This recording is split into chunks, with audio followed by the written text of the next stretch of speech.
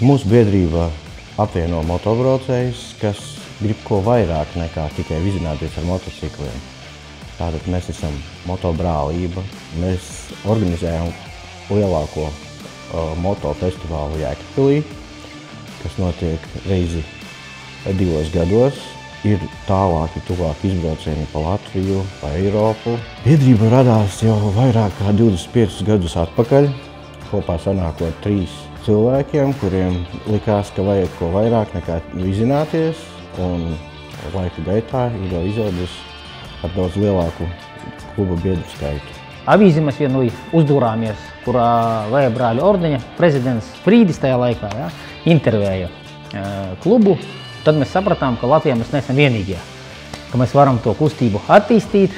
Galvenais mērķis mums piesaistīt, protams, vairāk cilvēkus, lai klubs mums attīstītos, jo vairāk cilvēku, jo lielāka attīstība.